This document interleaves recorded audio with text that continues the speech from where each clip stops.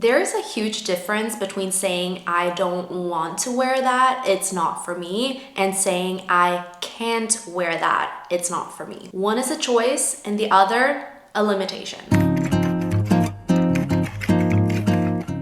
So if you've ever told yourself, I can't, even though you actually want to, this video is going to be for you. Today I'm sharing 5 mindset and styling tips on how to feel more confident in wearing what you actually want to wear. But first, hi, if you don't know me, my name's Marie and I'm all about making fashion make sense. Make sure to give this video a thumbs up and subscribe for more content like this. Now let's get into the video. When you really think about it, the reason why many people say that they can't wear something often comes down to comfort. And when I say comfort, I don't just mean feeling good mentally, I also mean feeling comfortable physically in what you're wearing. If something feels too restrictive or too tight, you're going to feel uncomfortable and self-conscious, which is going to mess with your confidence, and that is the confidence you need to be able to wear whatever you want without caring about what others think. Cardiff and Cloth Cognition Studies actually talks exactly about that, how uncomfortable clothing can create stress, be a distraction, and significantly reduce your confidence. So to fix this and feel comfortable in our clothing, we need to start with the very foundation, because confidence really starts with what you don't see, and that is what you wear underneath. You could be wearing the best outfit in the world, but if your underwear is too tight, your bra is digging into your ribs, and you just can't wait to take it off at the end of the day and change into your sweats, the outfit is already working against you. So before we even start talking about outerwear, we need to get our underwear sorted first. And this part of the video has so kindly been sponsored by Comfily, who I think have some of the best wireless bras. I have a discount code that I will put on the screen and in the description box below. There you will also find all of the links to the styles that I'm showing in this video in case you see something that you like. So if you've ever felt relieved about taking off your bra at the end of the day, you are not alone. Whether it's the underwire that's digging in when you sit, a bra band that is fitting too tight, or cups that never seem to fit quite right, that's where wireless bras can really make a huge difference, because unlike traditional bras, Comfily's wireless design actually adapts to your body. So whether your breasts swell during your period, your weight fluctuates, or you just want something that moves with you instead of against you, these bras are made for that. The fabric is soft, breathable, and seamless, so you won't get any awkward lines underneath your clothing. Personally, I really used to struggle with finding a bra that didn't make me feel aware of it all day. You know that feeling when you're constantly adjusting the straps or just waiting to take it off the second you get home? That's what I don't want in a bra, and that's exactly why I love Comfily, because I genuinely forget that I'm wearing it. So let me show you some of my favorite features, which I really think makes all the difference. And first we have the pattern jelly support system. So instead of using an underwire, Comfily uses these jelly-like strips to provide support. This is great if you're moving around a lot throughout the day, or if you even want a wireless bra that works for light exercise. They also have higher side wings for a smoother look. So if you ever struggle with bras that create weird bulges at the side or at the back, this is what's going to make all the difference. So these higher side wings provide better back support and also helps to gather breast tissue, giving you a smoother, streamlined look underneath your clothing. And it even comes with this extension so that you can expand your strap for a better fit. The fabric of these bras are so lightweight and so breathable, and the cups also sculpt to your body, meaning that you don't have to deal with any awkward gaps if you have a smaller chest, or any uncomfortable squeezing if you have a larger chest. This is probably what I love the most, that it offers supports but is so lightweight that you barely feel that it's there. So if you're now thinking about switching to wireless bras but you're not really sure where to start, here are a few tips that I would keep in mind. So first, really make sure that you get your measurements right. A lot of people are actually wearing the wrong bra size without even realizing it. So if it's been a while since you measured yourself, I would highly suggest that you do that. Your bra should feel snug but never too tight, and the cups should sit flat against your chest without any gaping or any spillage. Tip 2 is to consider what the right color is for your wardrobe. If you want a seamless and invisible look, look, a nude shade that is close to your skin tone is always a safe option. But if you love cute undergarments that kind of match your personality and aesthetic, Comfily also have plenty of other styles and colors to choose from. So you can go for something more neutral or something that feels a little bit more like you. Then tip 3 is to make sure that you're picking a design that matches your lifestyle. I love this design, for example. It's super cute, but if you wear more low-cut tops, you might want to go with a more straight cut design. But I do really love wearing this for the warmer weather or for my dance classes, just because it does have this more breezy inner fabric, which makes it more ideal for that. So it's really all about considering what you want to use your bras for. And then of course, once you find a bra that you actually love, you want it to last. So I just want to share 3 quick care tips before we move on. First is to hand wash when possible. It might seem like a hassle, but it really helps to maintain the fabric and the elasticity. But if you really need to machine wash, put it in a mesh laundry bag and on a gentle cycle. Then try to avoid fabric softeners because they can really break down the material over time and reduce breathability. And lastly, always store them and lay them flat to dry. Hanging bras by the strap can stretch them out, and avoid dryers because that can also break down the elasticity and cause the cups to become deformed. So once you have the comfort part sorted, the next step to feeling confident in anything that you wear is all about shifting your mindset. And I know that you can't just decide to be confident overnight. This is something that is going to take time. But one of the biggest mindset shifts that have really helped me to dress more confidently, especially when I'm wearing something bold or unconventional, or something that will just naturally draw more attention, is simply reminding myself that I deserve to look and feel stylish. Not when I reach a certain weight, not when I land my dream job, not when I moved cities, or when I get my life together. You don't have to wait. You deserve to look stylish right now in whatever stage you are in your life. And I think a major reason why many people struggle with this is actually not a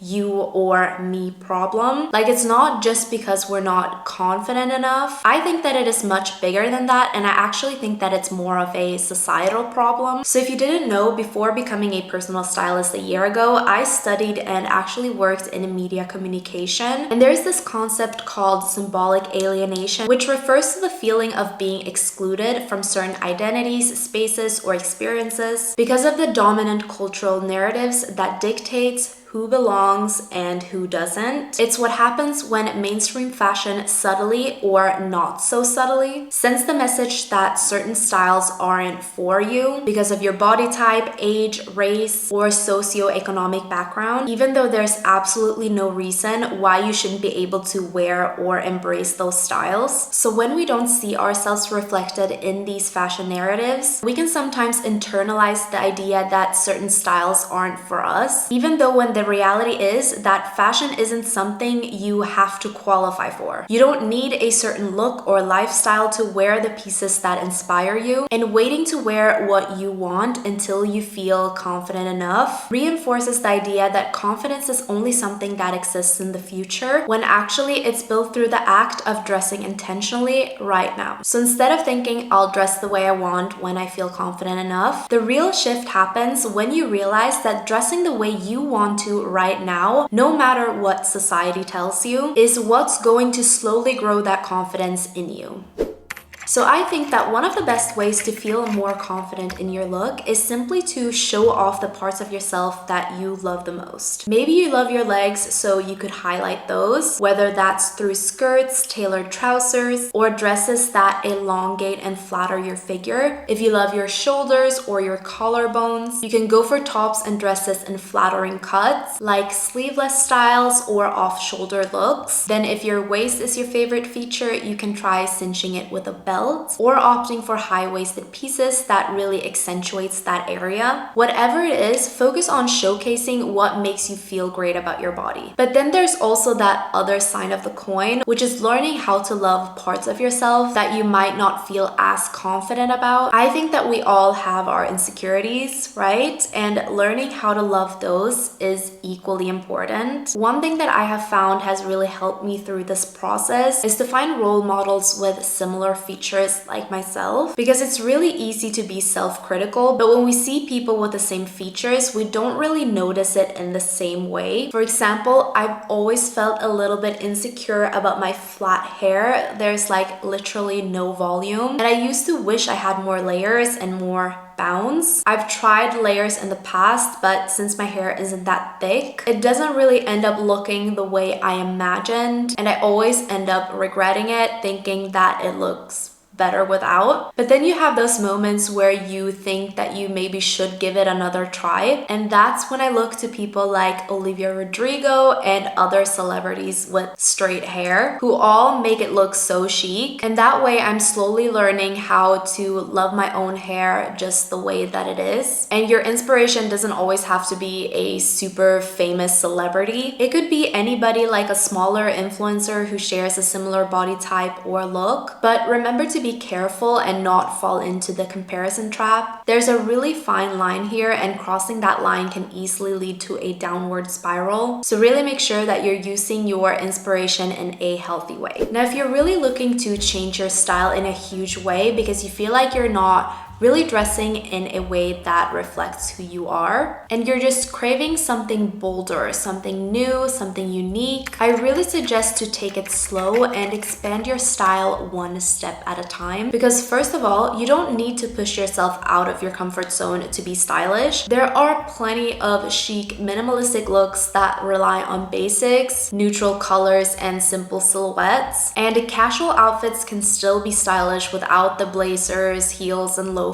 if that's not your vibe. And second of all, you might realize that you don't really love the bold new style as much as you thought you would. We all do this sometimes, where we build up an image of how we want our styles to look like in our heads, but then we discover that it wasn't practical enough for our daily lives, or maybe the color you were excited about wearing isn't as flattering as you thought, or that trendy piece that was going to make your outfit look so cool doesn't really feel like you. So whether you want to shift your style within or beyond your comfort zone, I always recommend doing it slowly, because this way you'll avoid investing in pieces that you might not end up wearing or liking. So start with something simple, like trying out a new accessory in the aesthetic or direction that you want to go, or swap one piece from your usual outfits. Like if you want to dress a little bit more formally, for example, try switching your cardigan for a blazer, or your jeans for tailored trousers, or maybe your sneakers for loafers. Just take it slow and give yourself time for your style and your confidence to evolve. Another important layer to feeling more confident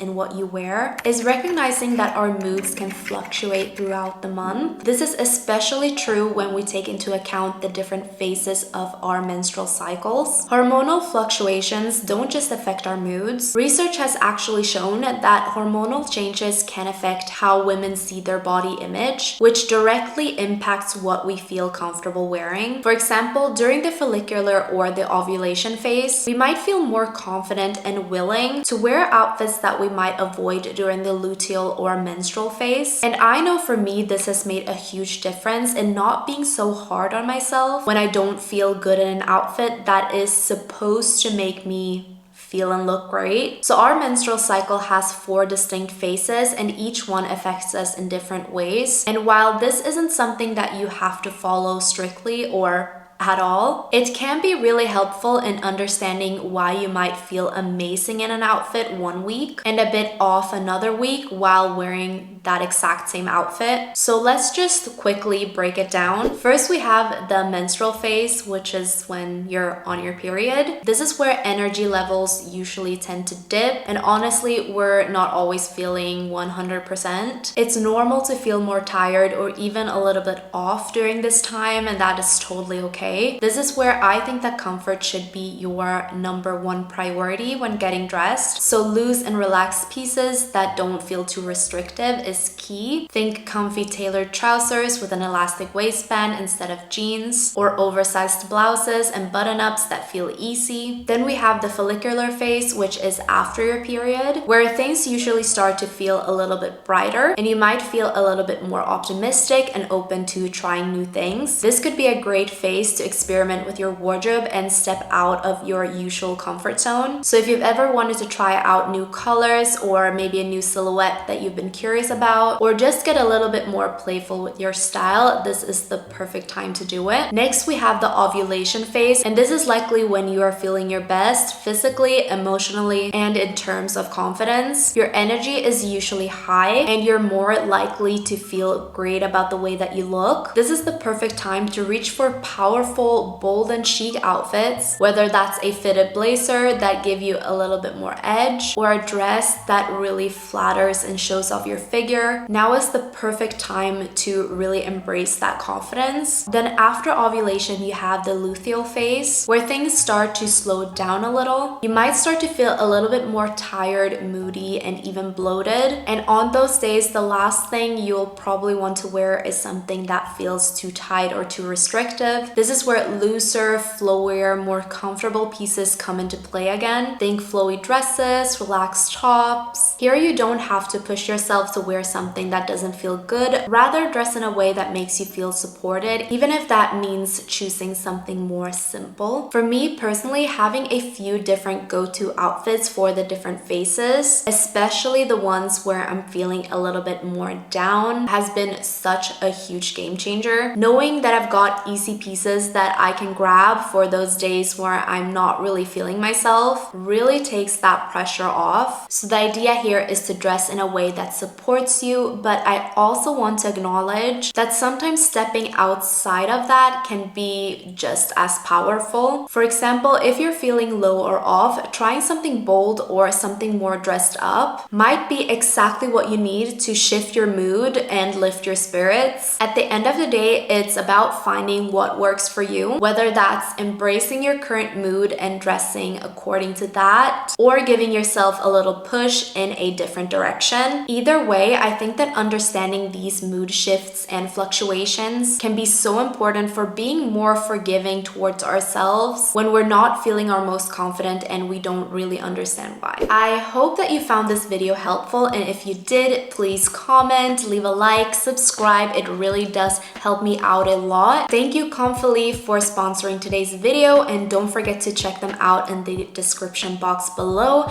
There you will also find the links to all of my other socials, so whatever content you like to consume, I hope to see you there or here in the next video. Bye!